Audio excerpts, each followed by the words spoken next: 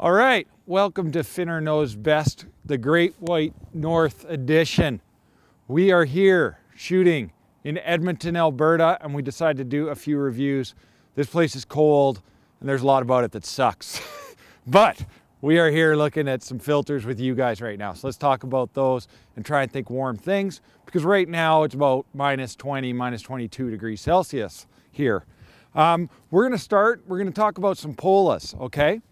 Now, there can be a lot of confusion about Polas. This is what's referred to as a round circular Pola, okay? We'll start with that, just understand that. And the shape is round. The circular has nothing to do with the shape. This is a 4x5/6 circular Pola, okay? It is not round, it's 4x5/6, okay? Now, let's talk about what circular means. You've got linear and circular polarized, or Pola filters.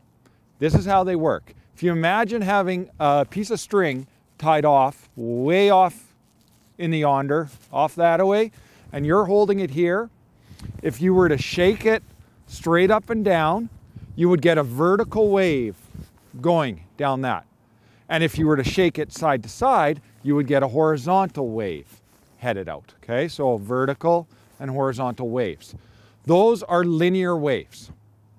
Now a circular wave is, if you were to start spinning it this way, it would come around like a corkscrew and head off down the line like a corkscrew. That's a circular wave.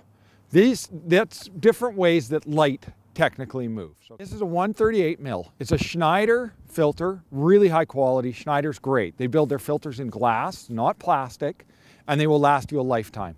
As far as polarizers go, it is very important to get a high quality one. Some plastic cheap polarizer is going to be a piece of junk, and it's going to show very, very quickly. You don't want to buy a cheap Pola.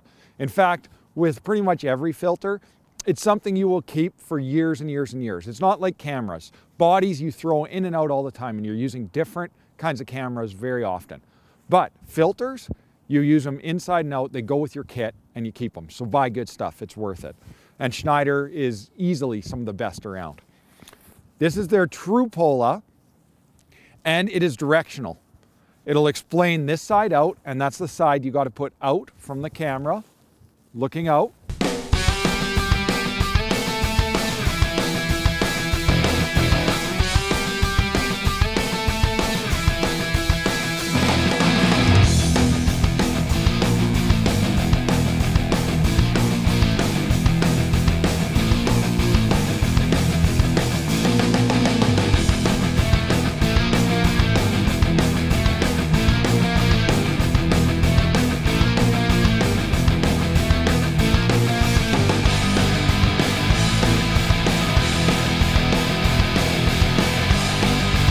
Extremely valuable to have in your kit. If you're going to start with any one filter, I would say NDs is the first you need, a bunch of neutral densities to stack in front, and then a Pola would be the second most important filter you need. Now, we talked about linear waves and circular waves. They make linear Polas, but the problem with linear Polas is they cut the linear waves, but they do not cut the circular waves.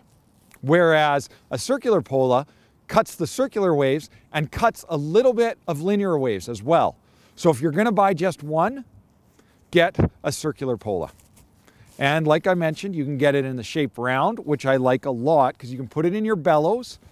You spin it into your bellows, and then you can just hold your bellows and get it lined up to where you need it, mark the top, throw it in your matte box, and you're set and good to go.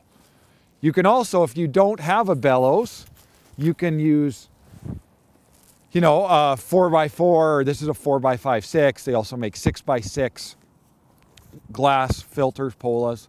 And many matte boxes will allow you to spin, and you're able to spin it a little bit as well. But you can't get that full rotation like you can on a round filter. So round for me would most often be the way to go if you have a choice. So that's a little better understanding of Schneider Polas, how they work. Hope it helped you out a bit. Happy shooting, and I'm gonna go warm up because my ass is freezing. Till next time, catch you later and happy shooting.